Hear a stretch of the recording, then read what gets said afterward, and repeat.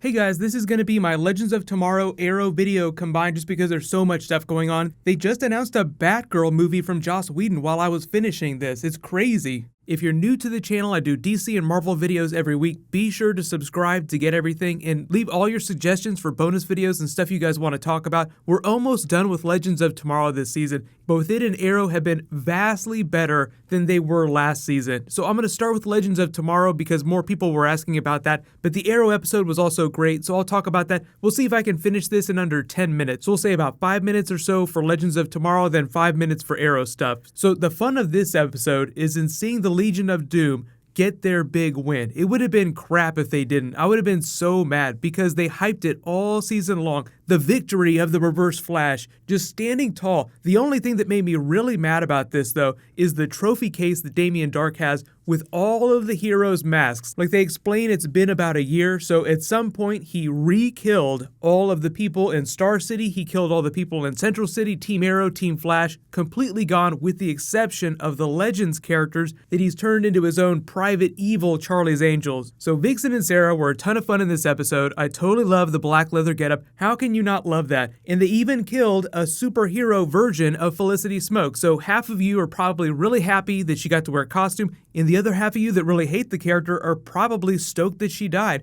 So if you look at her costume, they put concept art of it up. I totally thought that she was going to be a version of Spoiler, the Stephanie Brown character from the Batman comics, but they just called her by her regular name. It was kind of a letdown, but that might be because they're not allowed to use that Batman character name. I don't think that Spoiler is ever going to show up on any of the DC TV shows. They might use Stephanie Brown somewhere, but she's a Batman character. Those tend to be more off limits than the other comic book characters. There are a whole bunch of Easter eggs in his office that go beyond the trophy case. Remember the idol from Arrow Season 4? Maybe some of you skipped Arrow Season 4. He has magic. It's sort of like his totem, like Vixen has a totem of her own. He draws it from the souls of dead people. It sort of like sucks up the energy from dead souls. So during Arrow Season 4, they busted it, they took his power away. He's got it back now. And he uses it Darth Vader style, force choking her all over the place. Moving down the list, as you would imagine, Malcolm Merlyn totally brought back his wife, which we've actually never really seen on the show. They've addressed her in a pretty big way in the first couple of seasons. Like, he killed Brick.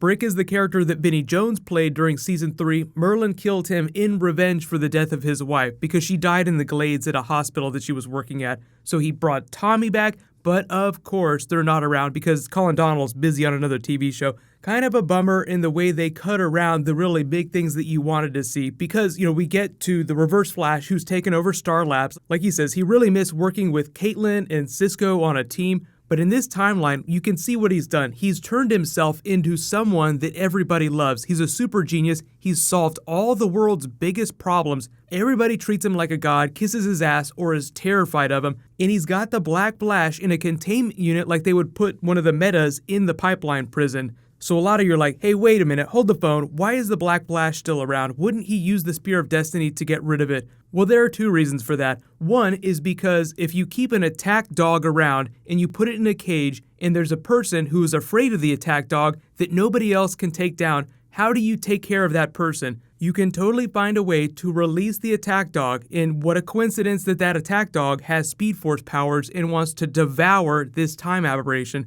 So the amazing coincidence that the Black Flash just happens to be 10 feet away from where the Reverse Flash works every day just means that they're going to bring that back around. So just expect him to break out of that cage somehow. Maybe somebody will help him escape. Hands down, biggest thing I was upset about though, is that in all this victory, you don't get to see the Reverse Flash kill Barry Allen and make it stick without erasing himself from the timeline. That was the whole reason he killed his mother, because he couldn't kill Barry, but just because of behind-the-scenes stuff, the actors being busy filming other shows, they couldn't do it on screen, so I was a little upset about that. But it's heavily implied that the Reverse Flash helped kill Barry Allen, because in addition to being loved by everyone as he is now, that was at the top of his to-do list.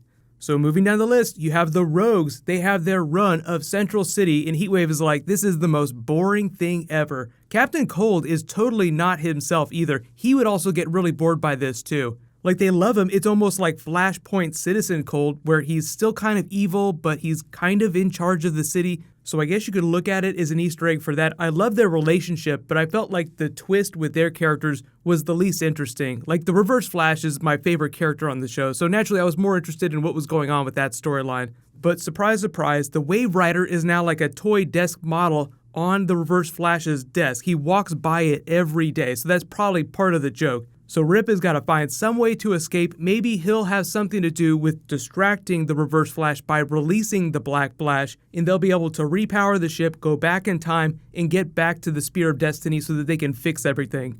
I love the fact that they turned the Hall of Justice from the Flash into the Darth Vader helmet from the animated show. But I think the biggest reason why this season has been so much better than season 1 has been because of the dynamic that the villains have. One, they're cooler characters that you know from other shows, so you have a relationship with them already. Like, oh, I know Malcolm Merlyn from all those seasons on Arrow. I know the Reverse Flash because I read about him in the comics. I saw him on The Flash season 1.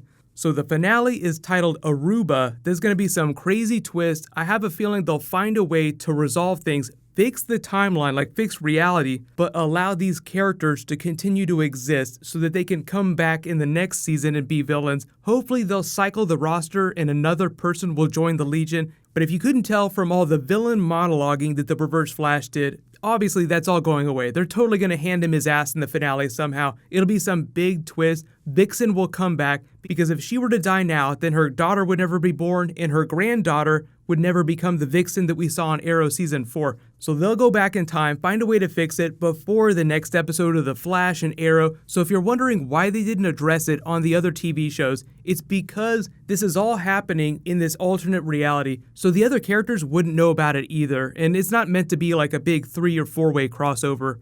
But now we gotta talk about the Arrow episode, Silence of the Lambs. Prometheus has been the best villain so far. It is a beautiful morning. I love the way they ended the episode. So the whole thing here is in turning the Bratva into big villains, maybe even for Season 6. Like maybe the Bratva KG Beast can be one of the big bads for Season 6. But can we talk about how Stephen Amell sold Low Time Oliver? He did such a good job. I could not tell if he was faking it, there was going to be some big twist, but there was no twist. He definitely believed everything that Prometheus told him. But the whole point of that was for Diggle giving him the business later so you get this big payoff where he says, remember when I was in prison, you told me to come back and be a vigilante again to atone for what I did. So you need to do that now, Oliver, and you don't have to do it alone. So it's sort of like this really low point, like he has to hit rock bottom before he can start working his way back up. So we're kind of seeing the beginnings of a new version of Green Arrow, like Green Arrow Rebirth as it's happening in the comics right now. KG Beast also gave him a version of that line too, where he's talking about not being dual identities,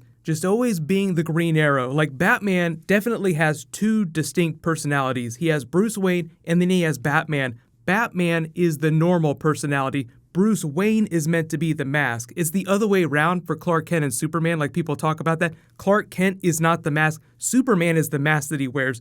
But you make all the Batman Arrow jokes. Oliver is like that. He has the dark version of himself that he's felt like up to this point has been the true version of him. This whole crusade of mine has just been an excuse to let me do that. So he's saying that everything he's done the last couple of seasons has been to allow him to fulfill that dark desire that Prometheus was getting him to admit to. So obviously that's all bullcrap, as Diggle says. Like Diggle is the voice of reason trying to slap some sense into him. And now that Prometheus has been outed to the police and is a fugitive, they can really go at it, gloves off, which is why I love that twist at the end, where they give him the evidence that Adrian Chase is Prometheus, and you're like, okay, maybe he'll have some workaround for this or some way to cheat it, or they'll lose the evidence. But nope, they totally went for it, so the remainder of the episodes will be Prometheus just fully coming after Oliver, and now that the Green Arrow has been almost exonerated, he can actually hit the streets again, so Oliver can put the costume back on. And here's the cool thing, so Katie Cassidy was confirmed as a series regular for Season 6, but she's not coming back as Black Canary, because remember, we have the new Black Canary, she's coming back as Black Siren, but because she's going to be a series regular, that's a big question as to how she's going to fit into the team. Is she going to be part of Team Arrow, or is she going to be a recurring villain, hanging out with whoever the big bads of Season 6 are going to be?